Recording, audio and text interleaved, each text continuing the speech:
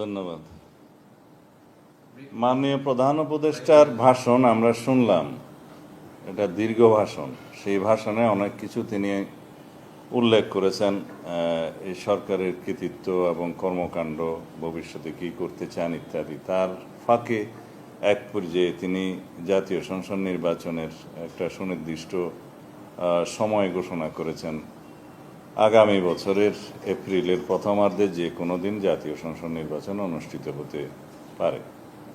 এই বিষয়ে আমাদের প্রতিক্রিয়া হচ্ছে যে জাতির প্রত্যাশা পূরণ হয়নি। তিনি বাংলাদেশের সকল রাজনৈতিক দলের মধ্যে বিএনপি সহ আমাদের সমমনা এবং যুগপৎ আন্দোলনের যারা শরিক ছিলেন তারা সহ গণতান্ত্রিক রাজনৈতিক শক্তিসমূহের অধিকাংশ দল, 50-এরও অধিক দল ডিসেম্বরের মধ্যেই নির্বাচনের দাবি জানিয়ে আসছিলেন দীর্ঘদিন থেকে। আমরা যৌক্তিকভাবে ডিসেম্বরের ভিতরেই নির্বাচন অনুষ্ঠানের জন্য আমাদের বক্তব্য সবসময় উপস্থাপন করেছি, যুক্তি সহকারে এবং বিভিন্ন কারণ দেখিয়ে।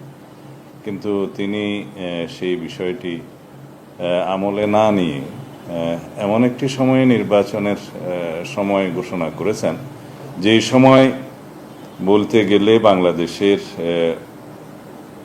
একটা সময় পাবলিক পরীক্ষা থাকে এবং আবহাওয়া সঠিক থাকে না। আর আমাদের জানা মতে ফেব্রুয়ারির 16, 17 অথবা 18 তারিখের দিকে পবিত্র রমজান মাস শুরু হবে। সেই সময় থেকে এক মাস রমজানের সময় এবং ঈদের পরে সেটা সমাপ্ত হবে মার্চের শেষ সপ্তাহে অথবা তার কয়দিন আগে। তাহলে এপ্রিলের প্রথমার্ধে যদি নির্বাচন অনুষ্ঠান করতে হয়, তাহলে 45 দিন যে সময়সীমা লাগে তফসিল ঘোষণার পর থেকে নির্বাচন অনুষ্ঠান পর্যন্ত, সেটা রমজানের মধ্যেই তাহলে ক্যাম্পেইন করতে হবে। এটা একটা অযৌক্তিক ধারণা। দ্বিতীয় হচ্ছে পাবলিক পরীক্ষাসমূহ আমাদের দেশে এসএসসি এগুলো সেই সময় হয় এবং ওই সময় আবহাওয়া সঠিক থাকে না। এই সার্বিক বিবেচনায় খুব বেশি উনি যদি দেরি করতে চাইলে ডিসেম্বরের পরে জানুয়ারির মধ্যে হতে পারত, সেটা হয়তো গ্রহণযোগ্য বলে মনে হতো সবার কাছে। কিন্তু তিনি সেটা আমলে নেন নাই। উপরন্তু আরও একটি বিষয় আছে, এই আবহাওয়ার বিষয়, পাবলিক পরীক্ষার বিষয়, রমজানের বিষয়, এগুলো বাদ দিলেও একটা সরকার তার দায়িত্ব নেওয়ার পরে 1 মাসের ভিতরে তো জাতীয় বাজেট প্রণয়ন করতে পারে না। আর আমাদের অনেক বেশি প্রতিশ্রুতি আছে, অনেক বেশি বিষয় বিবেচনায় নিয়ে আমরা বলেছিলাম আমাদের দলের পক্ষ থেকে এবং আমাদের সাথে যারা যুগপৎ আন্দোলনে শরিক ছিলেন, ফ্যাসিবাদ বিরোধী গণতান্ত্রিক আন্দোলনের সমমনা দল, এর বাইরেও অনেক দলের পক্ষ থেকে তারা এই প্রস্তাব দিয়েছিলেন যে ডিসেম্বরের ভিতরেই নির্বাচন অনুষ্ঠান করা সম্ভব। এবং আমরা এই মুহূর্তে আমাদের দলের উচ্চ পর্যায়ে আমাদের স্ট্যান্ডিং কমিটিতে আলোচনা করে বাকি প্রতিক্রিয়া জানানো হবে আমাদের পক্ষ থেকে।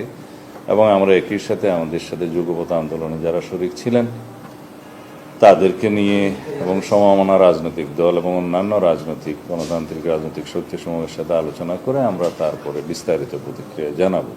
তবে মুদ্রা কথাই বলতে পারি, আমাদের এবং জাতির প্রত্যাশা পূর্ণ হয়নি এই ভাষণে। ধন্যবাদ।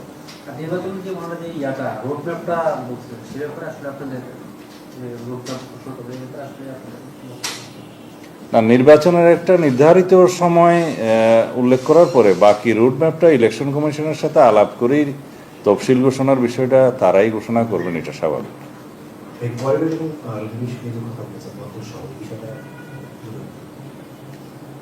আমি এই বিষয়টা আসলে আজকে ভাষণে থাকবে সেটা আশা করি নাই আমরা, কারণ বন্দর নিয়ে তিনি যে বক্তব্য রেখেছেন, খুব দীর্ঘ বক্তব্য রেখেছেন।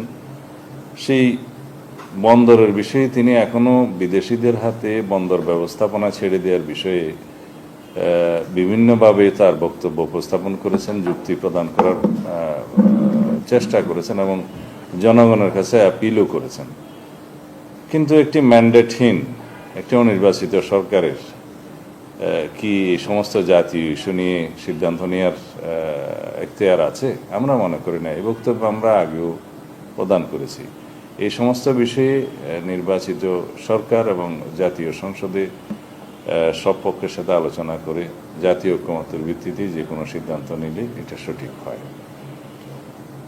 আর প্রায় সময় তিনি বলে থাকেন রোহিঙ্গা করিডোরের বিষয়টা নিয়ে, ওনার উপদেষ্টা একজন আছেন উনি এবং বিভিন্ন ব্যক্তি সরকারের সাথে সংশ্লিষ্ট তারা বক্তব্য দিয়েছেন। আজকে উনি পরিষ্কার করেছেন যে রোহিঙ্গা করিডোরের বিষয়ে সরকার কোনোভাবেই জড়িত নয় এবং কারোর সাথে আলাপ হয়নি, এই বিষয়টি তিনি অস্বীকার করেছেন এবং এক পর্যায়ে বলেছেন যে কানে চিলে কান নিয়ে যাওয়ার মতো এটা একটা ঘটনা। তা আমরা এটা ওনার এই বক্তব্যকে স্বাগত জানাই এই জন্যে যে তিনি শেষ পর্যন্ত অনেক দেরিতে হলেও এই মানবিক করিডোরের বিষয়টি সরকার সংশ্লিষ্ট নয় বলে জানান এবং অস্বীকার করলেন। ধন্যবাদ।